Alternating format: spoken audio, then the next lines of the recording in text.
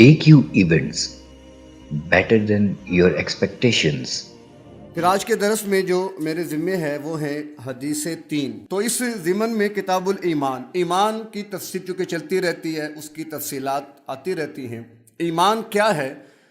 ایمان در حقیقت عقیدے کا نام ہے یا انسان کے اندر کی کیفیت کا نام ہے۔ ایمان کا اگر آپ لفظی معنی لیں تو امن میں ہونا، امن میں کرنا، تصدیق کرنا، ماننا، یہ ساری چیزیں اس کے اندر آتی ہیں۔ البتہ اصطلاح کے اندر آپ صلی اللہ علیہ وسلم جتنی بھی چیزیں اللہ تبارک و تعالیٰ کی طرف سے لائے، کل ما جاء، جو بھی آپ لے کر آئے، اس سب کو ماننا اور اس کے دل سے تصدیق کرنا، یہ ایمان کہلائے گا۔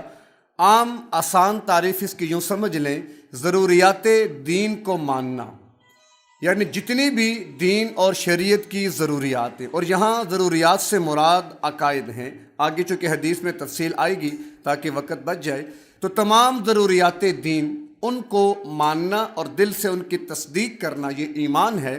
اور ایمان کے مقابلے میں کفر ہوتا ہے۔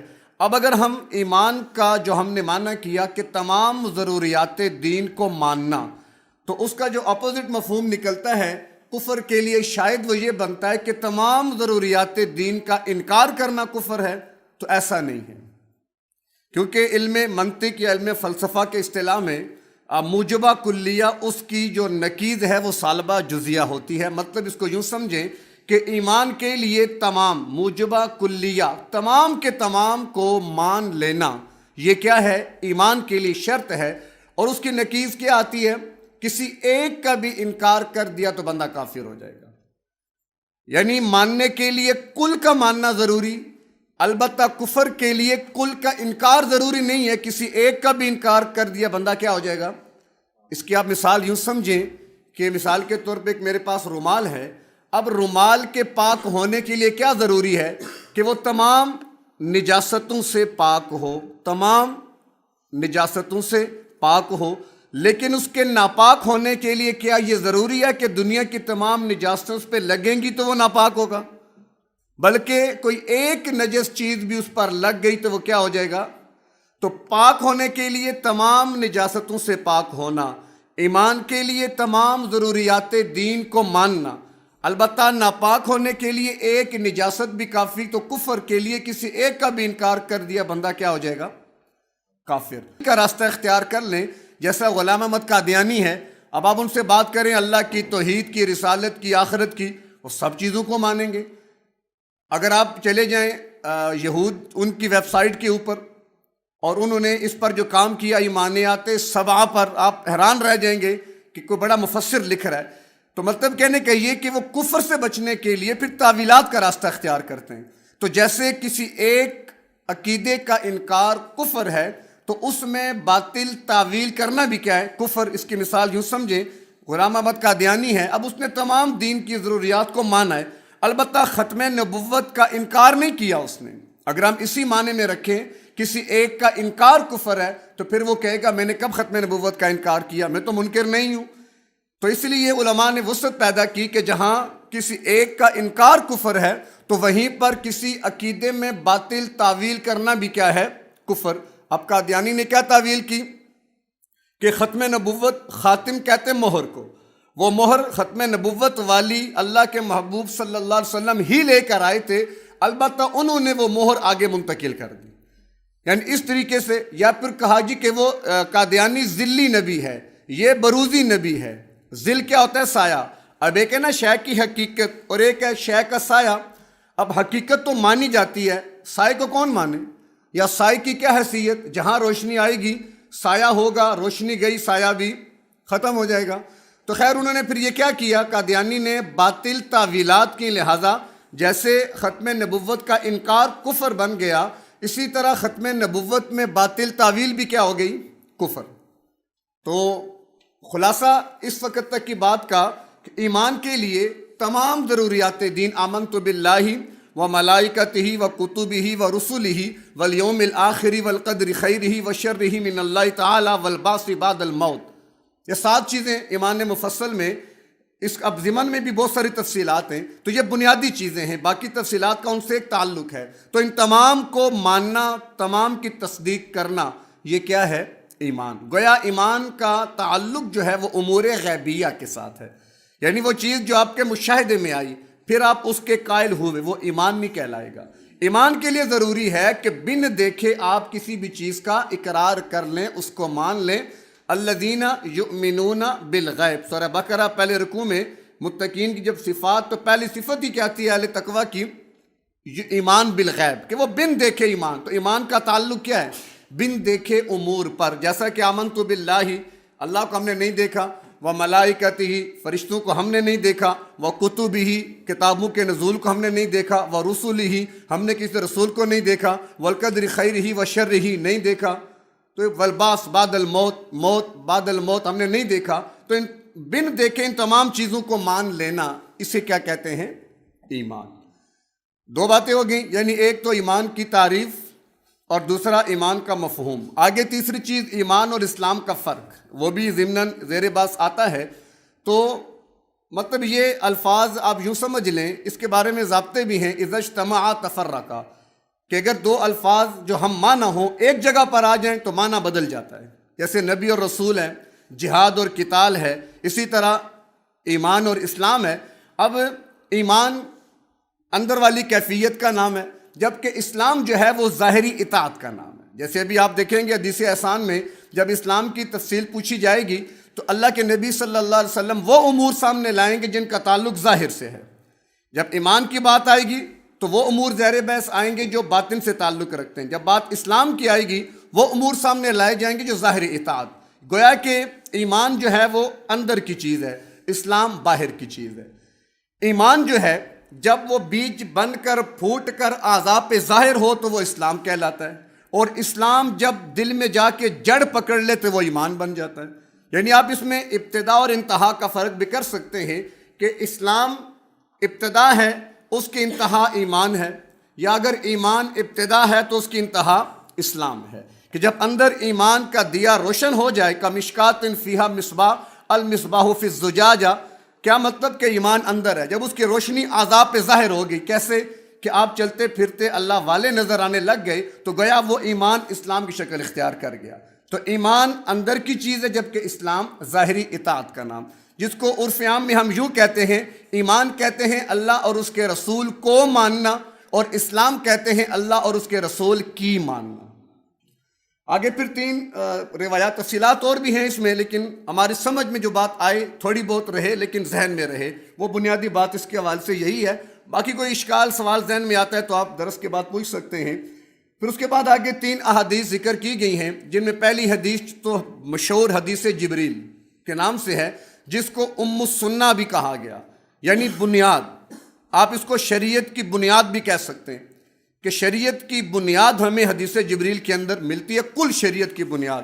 باقی دو حدیثیں اسی کے ضمن میں ہم لے لیں گے۔ دوسری حدیث میں صرف اسلام کے بنیادی ارکان کے بارے میں تفصیل ہے، اور اس کے بعد تیسری جو حدیث ہے اس میں ایمان کے شعبہ جات کے بارے میں تفصیل ہے۔ تو چونکہ ایمان اسلام ہم نے بنیادی بات کر لی ہے تو وہ تو اسی کے اندر بات کافی ہے۔ البتہ حدیث جبریل کی تھوڑی سی وضاحت اس اعتبار سے کہ یہ بہت اہم ہے۔ 5 بڑی کتب احادیث میں یہ روایت موجود ہے، مختلف صحابہ سے روایات منقول ہے۔ صحیح ترین روایت تو حضرت ابو ہریرہ رضی اللہ عنہ کی قرار دی گئی ہے، البتہ جو مشہور ہے وہ حضرت عمر بن خطاب رضی اللہ تعالی عنہ کی روایت ہے، کہ جو واقعہ بیان کرتے ہیں، اگر اس کو تھوڑا سا ہم ترجمہ جب کریں گے تو کوشش کریں گے وہ کیفیت اللہ ہمیں نصیب کرے کہ گویا ابھی یہ معاملہ ہو رہا ہے، تو پھر ہمیں اس کی سمجھ آئے گی۔ لیکن اس سے پہلے اس کی وضاحت کہ ہم نے یہ بات شاید پہلے کہیں گزری ہوگی کہ شریعت کے بنیادی اجزاء وہ 3 ہیں۔ شریعت کے بنیادی اجزاء کہ جس پر پھر کل شریعت چلی یا کل شریعت کے علوم چلے، وہ بنیادی طور پر کتنی چیزیں ہیں؟ وہ 3 ہیں، جو کہ تینوں چیزیں حدیث جبریل کے اندر آ جائیں گی۔ یعنی سب سے بنیادی چیز وہ ہے ایمان، جس کا ذکر حدیث جبریل میں ہے۔ نمبر 2 اسلام، اور نمبر 3 احسان۔ یہ 3 چیزیں ہیں جو آپ سمجھ لیں کہ ہمارے دین اور شریعت کی بنیاد ہیں۔ پھر انہی سے ہی آگے بہت بڑا ذخیرہ دین اور شریعت کا سامنے آیا، جس کو میں یوں واضح کرتا ہوں کہ شریعت کے بنیادی علوم وہ 3 ہیں۔ شریعت کے بنیادی علوم کہ جس نے کل شریعت کا احاطہ کیا وہ کتنے ہیں؟ 3 ہیں۔ نمبر 1 علم کلام، علم فقہ اور علم تصوف، اور ان تینوں کی بنیاد ہمیں کہاں سے ملی؟ حدیث جبریل سے، کہ ایمان جو ہے اس کا تعلق ہے عقیدے کے ساتھ۔ تو جو علم اس عقیدے سے بحث کرے گا اسے علم کلام کہا جاتا ہے۔ ٹھیک ہو گیا۔ نمبر 2 اسلام، اس کا تعلق کس سے ہے؟ مسائل کے ساتھ، کیونکہ اس میں جو تفصیلات آگے آئیں گی ان سب کا تعلق مسائل سے ہے۔ تو ان مسائل سے جو علم بحث کرتا ہے اس کو علم فقہ کہا جاتا ہے۔ اور نمبر 3 ہے احسان۔ احسان میں کیا ہوتا ہے؟ اس میں اصلاح کے حوالے سے ابحاث آتی ہیں، اور جو علم اصلاح ظاہر و باطن سے بحث کرتا ہے اس کو علم تصوف کہا جاتا ہے۔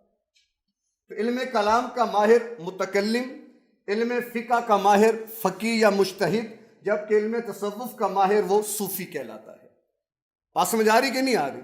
تو حدیث جبریل، اس کے ضمن میں یہ 3 تفصیلات، اور ان کی بنیاد پر اب ہمارا کل علم کہہ لیں، کل شریعت کہہ لیں، جو بھی شریعت کے بنیاد پر بیان ہوگا، جو کچھ بھی، یا تو اس کا تعلق عقیدے سے ہوگا کہ اس میں عقائد بیان کیے گئے، یا اس کا تعلق مسائل سے ہوگا کہ اس میں مسائل بیان کیے گئے، یا اس کا تعلق علم تصوف یعنی اصلاح ظاہر و باطن سے ہوگا۔ اور ان تینوں کی جو بنیادیں ہمیں ملتی ہیں وہ کہاں سے ملتی ہیں؟ بنیادیں تو قرآن سے مل جاتی ہے، لیکن جو کہ حدیث بھی قرآن ہی کی شرح ہے، تو یہاں پر تھوڑی بات کی وضاحت ہو جاتی ہے اور بات ذرا تفصیل سے ہمارے سامنے آ جاتی ہے۔ پھر ہر علم کی حدود، اصول، قواعد الگ ہیں۔ علم کلام ہے، اس کی تفصیلات الگ ہیں۔ علم مسائل ہے، اس کے اصول ضابطے الگ ہیں۔ علم تصوف ہے، اس کے اصول ضابطے کیا ہیں؟ الگ ہیں۔ جہاں تک بات علم کلام کی ہے تو علم کلام کے ماہرین میں 2 امام بہت مشہور ہیں کہ جن کے طے شدہ اصول اور ضابطوں پر آج تک امت کار فرما ہے اور امت انہی کے اوپر چل رہی ہے۔ اس میں ایک جو امام ہے، جگہ نہیں ہے اس میں، ابو الحسن اشعری رحمۃ اللہ علیہ، ابو الحسن اشعری، جو کہ طبقہ اشاعرہ کے نام سے جانا جاتا ہے۔ وہ مسلکی طور پر فقہ حنبلی کے مقلد ہیں، اور ان کے ابتداء میں جب ان کے والد کا انتقال ہوا تو ان کی والدہ نے نکاح کیا ابو علی جبائی، بہت بڑا معتزلی تھا۔ معتزلہ کون؟ 110 ہجری میں حضرت حسن بصری رحمۃ اللہ علیہ کے درس میں ایک آدمی بیٹھتا تھا کہ جس نے اعتزال کی راہ اختیار کی، یعنی مسئلہ چلا ایک آدمی گناہ کبیرہ کا ارتکاب کرتا ہے، اب اس کے بارے میں کیا حکم ہے؟ گناہ کبیرہ۔ اب اس میں معتزلہ کی رائے کیا تھی کہ جو آدمی گناہ کبیرہ کا ارتکاب کرے گا وہ دائرہ ایمان سے نکل جائے گا، ایمان سے کیا ہو جائے گا؟ خارج، کفر میں داخل نہیں ہوگا، درمیان میں معلق رہے گا۔ یہ معتزلہ کی رائے۔ اس کے مقابلے میں خوارج تھے، ان کی رائے کیا تھی کہ مرتکب کبیرہ کافر ہو جاتا ہے، وہ مسلمان رہتا، یعنی آپ اگرچہ اہل سنت والجماعت کا اس میں موقف کیا ہے کہ وہ کافر نہیں ہوتا، ہاں فاسق کہلاتا ہے، کافر نہیں ہوتا، ایمان سے نہیں نکلتا، توبہ کر لے، اللہ کی حضور پیش ہو جائے تو اللہ گناہ معاف کر دیتا ہے۔ یہ اہل سنت والجماعت کی رائے ہے۔ تو 110 ہجری میں اس نے سب سے پہلے اس نظریے کی مخالفت کی اور کہا جی کہ نہیں، مرتکب کبیرہ ایمان سے خارج ہے۔ تو حسن بصری رحمہ اللہ نے فرمایا اعتزل انی، یہ ہم سے الگ ہو گیا۔ اس کے بعد سے یہ معتزلہ کہلانے لگ گئے، معتزلہ۔ ان کا بہت بڑا فقط عالم تھا ابو علی جبائی، بہت بڑا مناظر تھا، تو اس سے ان کی والدہ نے شادی کر لی۔ تو اس نے ابو حسن اشعری رحمہ اللہ نے ابو علی جبائی سے پھر علم کلام بھی سیکھا، اس سے سیکھا، اور اس سے علم مناظرہ بھی، لیکن سلیم الطبع سلیم الفطرت آدمی تھے، تو لہٰذا جہاں پر سمجھ آئی نا کہ معاملہ گڑبڑ ہے تو اس سے الگ ہو گئے، اور پھر انہوں نے اہل سنت والجماعت کے عقائد کی ترویج شروع کی، اس کا مقابلہ شروع کیا اور اصول ضابطے مدون کیے۔ تو ایک بہت بڑا امت کا طبقہ اشاعرہ مکتب فکر سے تعلق رکھتا ہے اور علم کلام کے اندر وہ ان کا مقلد ہے۔ جبکہ دوسرے امام ابو منصور ماتوریدی رحمۃ اللہ علیہ، جو طبقہ ماتوریدیہ کہلاتا ہے، فقہ میں امام ابو حنیفہ رحمہ اللہ کے مقلد تھے، اور انہوں نے بھی ابو الحسن اشعری رحمہ اللہ، ان کی جو تفصیلات رہ گئیں یا جو چیزیں تشنہ تھیں ان کی پھر تفصیل مزید واضح کی اور ایک مکمل علم کی صورت میں علم کلام کو مدون کیا۔ تو اب علم کلام کے بڑے امام 2، ابو الحسن اشعری اور دوسرے ابو منصور ماتوریدی، جبکہ علم فقہ کے اندر 4 مشہور امام ہیں کہ جن کی تشریحات، تفصیلات جو قرآن و سنت کی روشنی میں ہیں۔ عموماً غلط فہمی ہو جاتی ہے کہ علم فقہ کوئی قرآن و سنت سے الگ کوئی تیسری چیز ہے، یہ غلط فہمی ہے، کیونکہ علم فقہ کی مثال کیا ہے؟ دیکھیں، ہم بورنگ کے لیے بندے لاتے ہیں اور وہ زمین میں بورنگ کر کے پانی کو نکالتے ہیں۔ کیا کبھی آج تک کسی نے کہا کہ یہ پانی کے خالق ہیں یا انہوں نے پانی کی تخلیق کی ہے؟ کوئی عقیدہ رکھتا ہے اس حوالے سے؟ بلکہ نظریہ کیا ہوتا ہے کہ پانی تو پہلے سے موجود تھا، انہوں نے محنت کر کے پانی کو باہر نکالا ہے۔ تو یہی معاملہ ہے قرآن و سنت کے مسائل کا، کہ مسائل جو ہیں قرآن اور سنت کی تہ کے اندر موجود ہیں۔ ماہر آتا ہے اور تہ میں اتر کر مسائل کو لے کر سامنے آ جاتا ہے۔ تو اگر کوئی یہ کہہ دے جی کہ یہ تو قرآن اور حدیث کا مقابلہ ہو گیا، جیسے عموماً ایک سوال کہ تم محمدی ہو کہ حنفی ہو، اب یہ جہالت پر مبنی سوال ہے کہ محمدی تو بنیاد ہے، حنفیت اس کو ظاہر کرنے والی چیز کا نام ہے۔ یا تو پھر سوال یوں بنتا ہو، کوئی بندہ کہے کہ تم پاکستانی ہو کہ لاہوری ہو، تو اس کو بندہ کیا جواب دے؟ تو یہ جہالت کی باتیں ہیں، کیونکہ بنیاد کا علم نہیں ہے۔ تو علم فقہ کے اندر مشہور 4 امام ہیں، اور چاروں چونکہ تفصیلات چلتی رہتی ہیں تو انہوں نے اس کو مدون کیا۔ آج پوری امت مسلمہ کل طبقہ انہی 4 میں سے کسی ایک امام کی تشریحات پر عمل کر رہا ہے۔ اس میں ہم ایشیا اور اکثر طبقہ تقریباً 75% مسلمان فقہ حنفی کے مطابق زندگی بسر کر رہے ہیں۔ اب اس کی ترجیحات میں بڑی تفصیلات ہیں، اور آگے علم تصوف، اس کے بھی 4 بڑے آپ سمجھ لیں کہ ماخذ ہیں، کہ قادری سلسلہ جو پرانا ہے، پھر نقشبندی ہے، بہاء الدین نقشبندی غالباً ان سے چلا آگے، اور اس طرح معین الدین چشتی، چشتیہ سلسلہ آگے ان کی نسبت سے آگے چل پڑا، اور ایک سہروردی، ان کا بھی نام سے نکل گیا، سلسلے پیچھے چلے آ رہے ہیں۔ ان حضرات نے آ کے ان کو ایک منظم صورت میں پیش کیا۔ تو 4 سلاسل یہاں پر، 4 مسالک یہاں پر، اور 2 مشہور مسالک یہاں پر موجود۔ تو یہ ہمارے کل دین کا خلاصہ، اور اس کی تفصیل کہاں ملی؟ حدیث جبریل کے اندر۔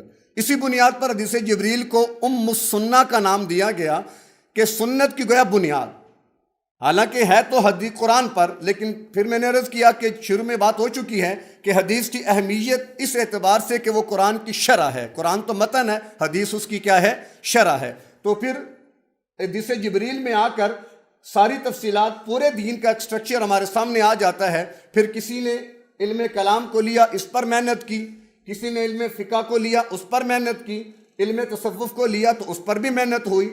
البتہ علم فقہ میں 2 طبقے، اگر آپ تھوڑا اوپر جائیں، محدثین مفسرین، اگر کوئی کہے کہ ان کا تذکرہ نظر نہیں آ رہا، یہاں تو متکلمین ہیں، یہاں پر فقہا اور مجتہدین ہیں، یہاں پر صوفی ہیں، مفسر اس کے قرآن سے تعلق ہے، لہذا وہ تو قرآن کی خدمت کے اندر آ گئے۔ یہ ضروری نہیں ہے کہ جو مفسر تھا وہ متکلم نہ ہو۔ بہت سے متکلمین، کیونکہ متکلم کے لیے مفسر ہونا بھی ضروری ہے، محدث ہونا بھی ضروری ہے۔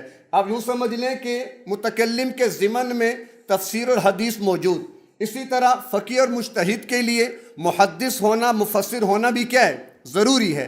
اس کے ضمن میں وہ دونوں کیٹیگریز موجود ہیں، کیونکہ اصل ماخذ تو شریعت کا قرآن ہے، پھر قرآن کے بعد دوسرے نمبر پر حدیث ہے، اس سے تو ہم آگے پیچھے ہو نہیں سکتے۔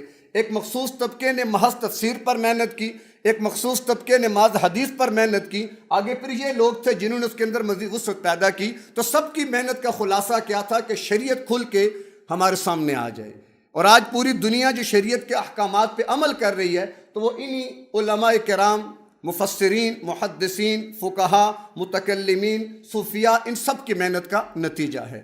تو یہ علمی کام جتنا بھی تھا سارا علم کلام، علم فقہ میں ہوا، البتہ اصلاح ظاہر و باطن، اس لیے کہ اللہ کے نبی صلی اللہ علیہ وسلم کی صفات 2 جو قرآن میں بڑی وضاحت کے ساتھ آئی ہیں، ایک صفت بشیر اور ایک صفت نذیر۔ بشیر بشارت دینا، خوشخبری سنانا، نذیر ڈر یا ڈرانا یا ڈرانے والا، یہ دونوں صفات اللہ کے محبوب پیغمبر کی ہیں۔ تو صفت نذیر میں اللہ کے نبی صلی اللہ علیہ وسلم کے وارث وہ فقہا، متکلمین ہیں، جبکہ صفت بشیر میں اللہ کے نبی کے وارث وہ اولیاء اور اللہ کے ولی جو صوفیاء ہیں وہ ہیں۔ کیونکہ فلولا نفر من کل فرقۃ منہم طائفۃ لیتفقہوا فی الدین، تو اس میں آگے آتا ہے کہ فلیحذر فلینظر، یعنی انذار کا لفظ اس آیت میں موجود ہے کہ اب ان کا کام کیا ہے؟ وہ دین سیکھ کر آئیں اور ڈرائیں لوگوں کو۔ تو گیا ڈرانا علماء متکلمین کا کام، جبکہ الا ان اولیاء اللہ لا خوف علیہم ولا هم یحزنون الذین آمنوا وکانوا یتقون، کہ جو اولیاء ہوتے ہیں ان پر کوئی غم نہیں ہوتا، یہ بشارت ہے ان کے لیے۔ تو صفت بشیر میں اللہ کے نبی کے وارث صوفیہ، جبکہ صفت نذیر میں اللہ کے نبی کے وارث. تو گویا کل دین کا خلاصہ ان تمام چیزوں کے اندر آ کر بنیاد میں ایک بن جاتا ہے کہ دین نام ہے تکمیل الظاہری والباطن، کہ انسان کا باطن بھی بن جائے اور انسان کا ظاہر بھی بن جائے.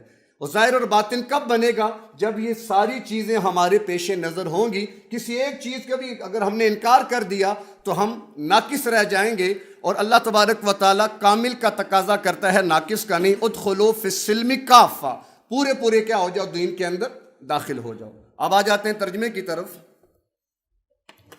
عن عمر بن الخطاب رضی اللہ تعالی عنہ، حضرت عمر بن خطاب سے مروی ہے. اب آپ تھوڑا تصور یہ رکھیں ذہن میں کہ یہ جس طریقے سے حدیث کے الفاظ آ رہے ہیں نا، جیسے پریکٹیکلی یہ ہو رہا ہے. اب تصور میں رکھیں کہ ابھی جبریل امین آئیں گے اور سارا معاملہ ہو رہا ہے. کہ فرماتے ہیں کہ قالا، فرماتے ہیں بینما نحن عند رسول اللہ صلی اللہ علیہ وسلم، اس دوران، اس اثنا میں ہم حضور کے پاس بیٹھے ہوئے تھے. ذات یومن، ایک دن، اذ طلع علینا رجل، یکدم اچانک، طلع طلوع ہونا، نمودار ہوا، طلوع یعنی اچانک آ گیا ایک آدمی ہمارے پاس. آگے اس کی صفات ہے شدید بیاض الثیاب، انتہائی سفید کپڑے، انتہائی سفید کپڑے. اب یہاں پر ضمن تھوڑی تشریح بھی ساتھ چلتی جائے تو بہتر ہے کہ سفید کپڑے تو گویا سفید رنگ بڑا مطلوب ہے، خاص کر طلباء یا طالب علم جو ہے، جو علم کی طلب میں نکلا، اس کو چاہیے کہ وہ سفید لباس کا اہتمام کرے. اب جہاں اس کا ایک ظاہری مفہوم ہے سفید لباس کا، ایک باطنی مفہوم بھی ہے کہ اپنے آپ کو صاف رکھے، شفاف رکھے، گناہوں سے آلودہ نہ کرے اپنے آپ کو. جیسے کپڑے کو نجاست کی آلودگی سے بچایا جاتا ہے تو اپنے باطن کو بھی گناہوں سے بچاؤ.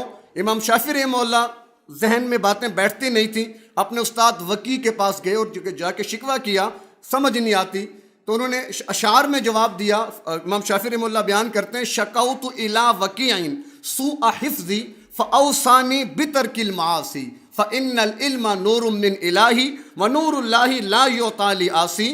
شیخ نے فرمایا بیٹا جی اپنے دل کو، انہوں نے مجھے وصیت کی کہ گناہوں کو چھوڑ دو، گناہوں کو چھوڑ دو. کیوں؟ علم اللہ کا نور ہے اور اللہ کا نور کبھی گناہگار کو نہیں دیا جاتا. ہم دودھ بھی گندے برتن میں نہیں ڈالتے، اللہ اپنا علم گندے دل میں کیسے ڈالے گا؟ تو شدید بیاض الثیاب، انتہائی سفیدی، کیا مطلب؟ کہ کپڑا جتنا سفید ہوتا ہے داغ دور سے نظر آتا ہے. تو گویا اپنے کردار اور اپنے وقار کو بڑا صاف شفاف رکھنا ہے. شدید السواد الشعر، انتہائی کالے بال، سیاہ بال. تو گویا اس سے اشارہ ہوا علم دین سیکھنے کی صحیح عمر کب ہے؟ جوانی کی. جب آپ جوان ہوں، شباب کے عروج پر ہوں، عقل بھی بلوغ تک پہنچ چکی ہو، تو وہ ٹائم ہے دین کے صحیح سیکھنے کا. لا یرا علیہ اثر السفر. اب ظاہر ہمارے پاس پہنچے، بعض روایات میں آتا ہے کہ حسن الوجہ کے الفاظ بھی ہیں کہ بڑا خوبصورت چہرہ تھا ان کا.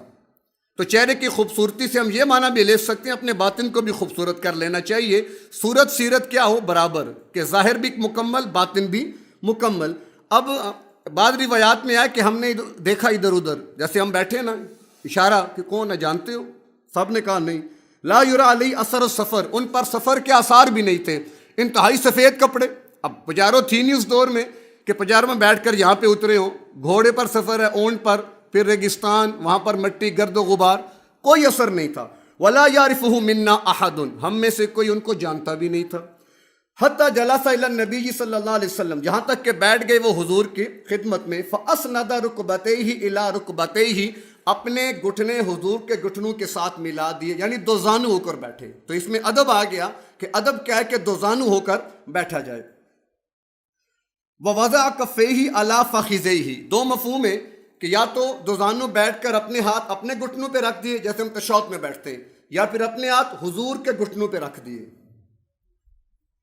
وقال یا محمد، اور پھر عرض کی اے محمد صلی اللہ علیہ وسلم، اخبرنی عن الاسلام، مجھے اسلام کے بارے میں بتائیے، اسلام کیا ہے؟ قال الاسلام ان تشہد ان لا الہ الا اللہ، کہ تو گواہی دے اللہ کے سوا معبود کوئی نہیں، وان محمد رسول اللہ، اور محمد صلی اللہ علیہ وسلم اللہ کے رسول ہیں. وتقیم الصلاۃ، نماز قائم کرو، وتؤتی الزکاۃ، وتصوم رمضان، وتحج البیت ان استطعت الیہ سبیلا. ترجمہ بالکل واضح ہے. اب یہ چیزیں کیا ہیں؟ ان کا تعلق مسائل سے ہے. نماز ظاہری عبادت ہے، نظر آئے گی. اسی طرح روزہ، سحر افطاری اور حج کے جتنے بھی مناسک ہیں، عمرے کے مناسک، وہ سارے نظر آتے ہیں. قال صدقت، تو آگے سے کہتے ہیں جبریل آپ نے سچ فرمایا. فعجبنا لہ، عمر کہتے ہیں ہم بڑے تعجب میں پڑ گئے. یسألہ، سوال بھی کر رہے ہیں، ویصدقہ، تصدیق بھی کر رہے ہیں. یہ امتحان لے رہے کہ سوال کر رہے ہیں، یعنی انداز سے ہمیں بڑا تعجب بھی ہوا کہ خود سوال بھی کرتے ہیں، تصدیق بھی کر رہے ہیں، جیسے خود جانتے ہیں سارا. قال صدقتا. اچھا، قال فاخبرنی عن الایمان. اگلا سوال، ہمیں ایمان کے بارے میں بتائیں کہ ایمان کیا ہے. قال ان تؤمن باللہ وملائکتہ وکتبہ ورسلہ والیوم الآخر وتؤمن بالقدر خیرہ وشرہ. قال صدقتا. پھر کہا جی ٹھیک ہے آپ سچ فرما رہے. قال فاخبرنی عن الاحسان. اچھا ہمیں احسان کے بارے میں بتائیے. قال ان تعبد اللہ کأنک تراہ. اللہ کی عبادت یوں کرو کہ تم اللہ کو دیکھ رہے ہو. فإن لم تکن تراہ فإنہ یراک. اگر یہ کیفیت نہیں بنتی، یہ کیفیت بنا لو، اللہ تمہیں دیکھ رہا ہے. اب یہ احسان، اس کا تعلق صوفیہ کی اصطلاح میں اس کو مراقبہ اور استغراق کہا جاتا ہے. اصطلاحات فقہا کی جیسے یہاں پر فرض، واجب، مستحب چلتا ہے، اور یہاں پر بھی تو اسی طرح میں تصوف میں قبض کی کیفیت، بسط کی کیفیت، محاسبہ، مراقبہ، مراقبہ موت یا استغراق، یہ کیفیات ہوتی ہیں اس میں بھی. تو یہ پہلی جو صفت ہے ان تعبد اللہ کأنک تراہ، یہ نبی کی عبادت کا طرز ہے کہ وہ نبی کی عبادت یوں کرتا ہے کہ اللہ کو دیکھ رہا ہے. جبکہ دوسرا وہ امتی کی نماز کا معاملہ، عبادت کا معاملہ ہے کہ امتی کی کیفیت یہ ہو کہ اللہ اسے دیکھ رہا ہے. قال فاخبرنی عن الساعہ. اگلا سوال کیا مجھے قیامت کے بارے میں کچھ بتا دے. قال ما المسؤول عنہا بعلم من السائل. تو آپ نے کہا سوال پوچھنے والے سے زیادہ جواب دینے والا نہیں جانتا. یعنی جیسے آپ کو نہیں پتا نا قیامت کا، مجھے بھی نہیں پتا، میں نہیں جانتا قیامت کے بارے میں. قال فاخبرنی عن اماراتی. اچھا علامات ہی بتا دیں. ہاں. قال ان تلد الامۃ ربتہا، کہ باندی اپنی آقا کو جنم دے گی، لونڈی اپنے آقا کو جنم دے گی. مختلف تعبیرات ہیں اس کی. یا تو لونڈیاں بہت عام ہو جائیں گی کہ لوگ ان سے اولادیں پیدا کریں گے، پھر بعد میں بچے بڑے ہو کر اپنی وہی مائیں خریدنے لگ جائیں گے، باندیاں جو ہوں گی. اور اس کی ایک توجہ یہ بھی کی گئی کہ اولادیں نافرمان ہو جائیں گی، یعنی ان کا حکم والدین پہ چلے گا، وہ والدین کے حکم پورے نہیں کریں گے بلکہ والدین ان کے تابع دار ہو جائیں گے، جیسے آج کل کا ہمارا معاشرہ ہے. وَأَن تَرَى الْحُفَاةَ. اور یہ کہ تو دیکھے گا حفات، ننگے پاؤں جو ہیں. کس کو؟ ننگے پاؤں. بشر حافی نام سنے، بہت بڑے اللہ کے ولی گزرے. حافی وہ حفات سے، یہ ننگے پاؤں وہ بھی رہا کرتے تھے. العرات، ننگے. العالہ، تنگ دست. رعاء الشاء، بکریاں چرانے والے. یعنی کتنی صفات بیان ہوئی، نہ پاؤں میں جوتا، نہ بدن پہ کپڑے، اور نہ ہی گھر میں کچھ موجود، بکریاں چرانے والے. یتطاولون فی البنیان، وہ فخر کریں گے اونچی اونچی عمارتیں بنانے میں. آج عرب کا اور یہ مقابلے ہو رہے کہ نہیں ہو رہے؟ برج خلیفہ بنا تو فلانا بن گیا، فلانا بنایا جا رہا ہے. اب وہ دبئی، یہ جتنے بھی عرب کا، وہ سب کون تھے؟ وہ سارے کے سارے حفات تھے، عورات تھے، آلہ تھے، رعاشات تھے. اور آج دیکھیں علامات گویا کہ پوری ہو چکی ہیں. قال، عمر فرماتے ہیں ثم انطلق، پھر وہ آدمی چلا گیا. فلبثت ملیا، میں کچھ دیر ٹھہرا. ثم قال لی، پھر مجھے اللہ کے نبی نے فرمایا یا عمر اتدری من السائل، جانتے ہو کون تھا سوال کرنے والا؟ قلت، میں نے کہا اللہ و رسولہ عالم، اللہ اور اس کے رسول بہتر جانتے ہیں. قال فإنہ جبریل، وہ جبریل تھے. اتاکم، تمہارے پاس آئے تھے. یعلمکم دینکم، تاکہ تمہیں تمہارا دین سکھائیں. رواہ مسلم. آگے پھر وہ روایت کا فرق بتا رہے. وَرَوَاهُ ابو ہریرہ ما اختلاف وفیہ وَإِذَا رَأَيْتَ الْحُفَاةَ الْعُرَاةَ ثُمَّ الْبُكْمَ. اتنا اضافہ بھی ہے، گونگے اور بہرے بھی ہوں گے. وہ بھی کیا ہوں گے؟ ملوک الارض، وہ بادشاہ بن جائیں گے زمینوں کے. گونگے بہرے، آج کل جتنے بھی ہمارے حکمران ہیں سارے کے سارے، جتنی بھی ریاستیں ہماری ممالک ہے، 300 کے قریب ریاستیں، سارے گونگے اور بہرے، کوئی پتہ نہیں ان کو کہ ریاست کیا ہے، سیاست کیا ہے. فی خمس لا یعلمہن الا اللہ. پھر آگے وہ ایک آیت کا حوالہ دے کر 5 چیزیں کہ جن کا علم اللہ کے سوا کسی اور کو نہیں ہے. وعن ابن عمر رضی اللہ تعالیٰ عنہما قال قال رسول اللہ صلی اللہ علیہ وسلم بنی الاسلام علی خمس، 5 چیزوں پر اسلام کی بنیاد: شہادت اللہ الہ الا اللہ وان محمدا عبدہ ورسولہ، واقام الصلاۃ وایتاء الزکاۃ والحج وصوم رمضان. متفق علیہ. وعن ابی ہریرہ رضی اللہ عنہ قال قال رسول اللہ صلی اللہ علیہ وسلم الایمان بضع و70 شعبہ، 70 سے کچھ زیادہ ایمان کی شاخیں ہیں. فافضلها قول لا الہ الا اللہ، سب سے افضل درجہ لا الہ الا اللہ کا اقرار، زبان سے نہیں بلکہ عمل کے ساتھ بھی. وہ ادناہا اماطۃ الاذی عن الطریق، اور سب سے ادنا درجہ ایمان کا راستے سے تکلیف دہ چیز کا ہٹا دینا، یہ ایمان کا ادنا درجہ۔ اور جو بدبخت راستے بند کر کے بیٹھے ہوں وہ کتنا ایمان کے خلاف چل رہے ہیں، بشمول تمام سیاسی جماعتیں، مذہبی جماعتیں، جتنی بھی ریلیاں، ذاتی طور پر کسی کی ہم قائل نہیں ہیں، دھرنے کسی بھی عنوان پر ہوں، یہ سب ناجائز ہیں، اس کا شریعت میں کوئی ثبوت ہے، علماء کر رہے ہیں، کوئی بھی کر رہا ہے، کیونکہ ایمان کا ادنا درجہ کیا ہے؟ راستے سے تکلیف دہ چیز کا ہٹانا۔ اور جو خود راستے بند کر کے بیٹھے وہ کتنا اللہ کی بغاوت کے اوپر چل رہے ہیں۔